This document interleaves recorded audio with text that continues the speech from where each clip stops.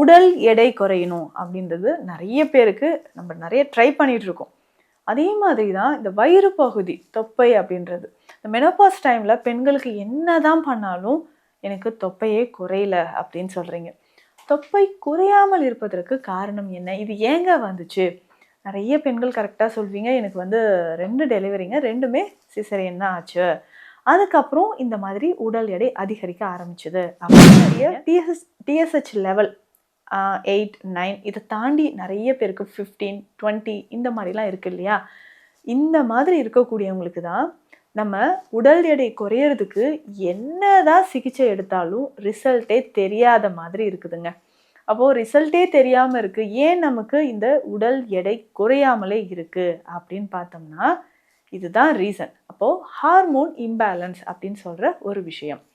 Hormone imbalance அப்படின்னு சொல்கிற ஒரு விஷயத்தினால எவ்வளோ முயற்சி செய்தும் நமக்கு உடல் எடை குறையும். அப்போது இந்த தசைகள் ரொம்ப தளர்வாக இருக்குது அப்படின்னா இது எல்லாமே சரி செய்யறதுக்கு நம்ம என்னென்ன வழிமுறைகள் ஃபாலோ பண்ணலாம், இந்த தளர்வாக இருக்கக்கூடிய தசைகளை இறுக்கமடைய செய்வது எப்படி, வயிற்றில் இருக்கக்கூடிய தேவையில்லாத கழிவுகள் மற்றும் இந்த தேவையில்லாத கொழுப்பு கரைத்து எப்படிங்க வெளியேற்றுவது, இதற்கான வழிமுறைகளும் நம்ம முக்கியமாக ஒரு ஜூஸ் காலையிலே குடிங்க, நல்லாவே வெயிட் லாஸ் ஆகும் அப்படின்னு சொன்னால் எந்த ஜூஸ் நம்ம எடுத்துக்கலாம். இப்போது இந்த கிளைமேட்டில் நமக்கு உடலும் குளிர்ச்சியாகணும், உடற்பயிற்சி செய்கிறதுனால அதிகமான ஹீட்டும் வராமல் இருக்கணும் அப்படின்னா எதை நம்ம ஃபாலோ பண்ணுறது அப்படின்னு சொல்லும்போது, Welcome to Nitya's Varam, where ancient Siddha tradition meets modern healing. Experience the difference. வரம் நேயர்களுக்கு வணக்கம். நான் டாக்டர் நித்யா, சித்தா ஃபிசிஷியன்.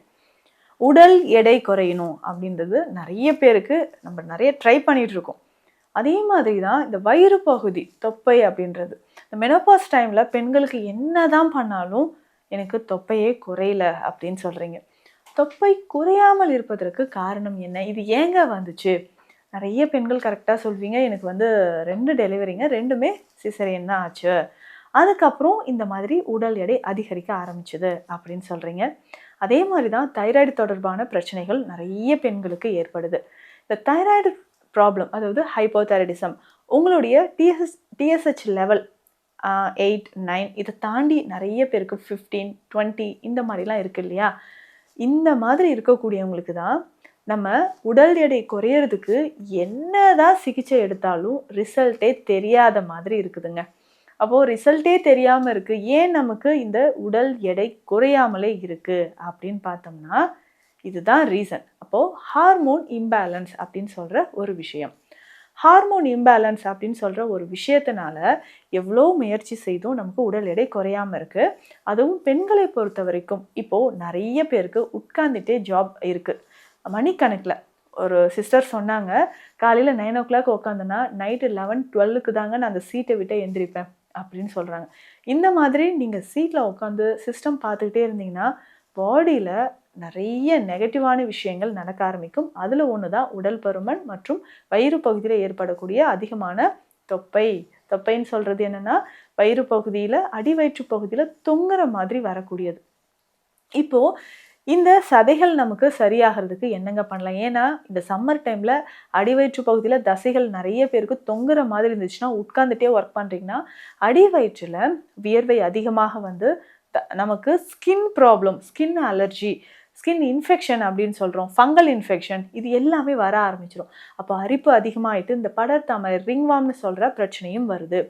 அப்போது இந்த தசைகள் ரொம்ப தளர்வாக இருக்குது அப்படின்னா இது எல்லாமே சரி செய்யறதுக்கு நம்ம என்னென்ன வழிமுறைகள் ஃபாலோ பண்ணலாம், இந்த தளர்வாக இருக்கக்கூடிய தசைகளை இறுக்கமடைய செய்வது எப்படி, வயிற்றில் இருக்கக்கூடிய தேவையில்லாத கழிவுகள் மற்றும் இந்த தேவையில்லாத கொழுப்பு கரைத்து எப்படிங்க வெளியேற்றுவது, இதற்கான வழிமுறைகளும் நம்ம தெரிஞ்சுக்கலாம்.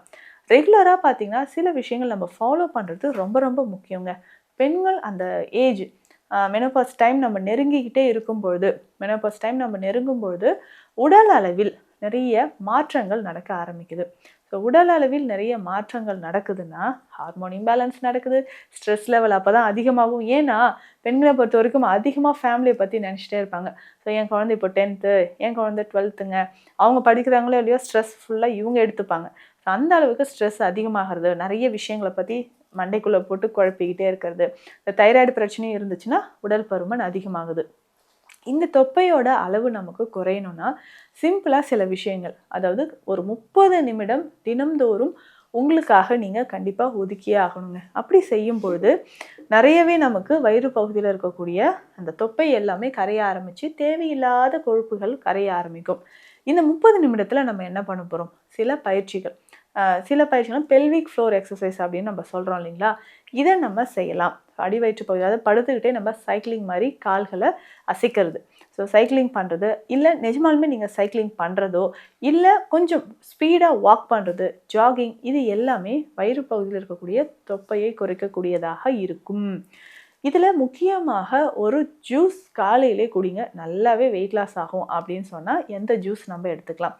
இப்போது இந்த கிளைமேட்டில் நமக்கு உடலும் குளிர்ச்சியாகணும், உடற்பயிற்சி செய்கிறதுனால அதிகமான ஹீட்டும் வராமல் இருக்கணும் அப்படின்னா எதை நம்ம ஃபாலோ பண்ணுறது அப்படின்னு சொல்லும்போது, இந்த முக்கியமாக கற்றாழை எல்லார் வீட்லேயும் இருக்குங்க.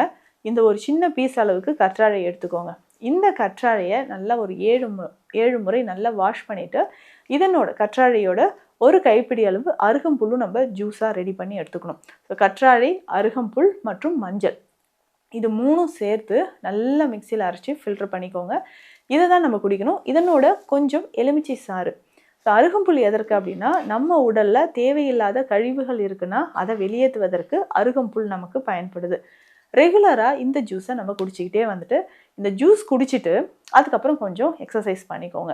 எக்ஸசைஸ் பண்ணும்போது உடலில் இருக்கக்கூடிய தேவையில்லாத கழிவுகள் நமக்கு வெளியேற ஆரம்பிக்கும். ஸோ காலையில் 3-4 நாட்களாவது பார்லி உணவில் சேர்த்துக்கோங்க.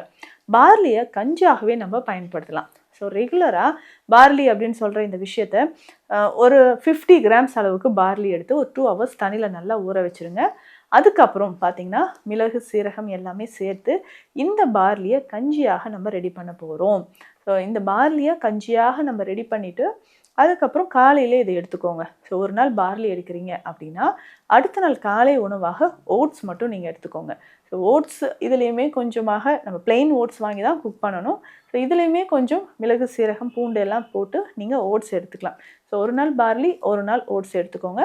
அடுத்தது 3வது நாள் என்ன காலையில் பிரேக்ஃபாஸ்ட்டாக எடுத்துக்கலாம் அப்படின்னா, கோதுமை குருணை இருக்குது பார்த்தீங்களா, உடைச்ச கோதுமை குருணை, அதை நம்ம குக் பண்ணி எடுத்துக்கலாம். நீங்கள் உப்மா மாதிரியோ இல்லை புலாவ் மாதிரியோ இல்லை வெஜிடபிள்ஸ் எல்லாம் ஆட் பண்ணி ஹெல்த்தியாக கஞ்சி மாதிரியோ எடுத்துக்கலாம்.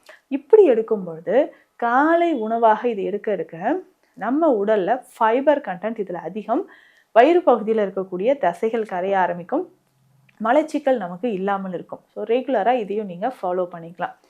இதுக்கு அடுத்தது இன்னும் காலை உணவாக வேறு என்னங்க சாப்பிட்லாம்னா, கம்ப்ளீட்டாக ஒரு நாள் முழுவதும் சமைக்காத உணவாக நீங்கள் எடுத்துக்கலாம்.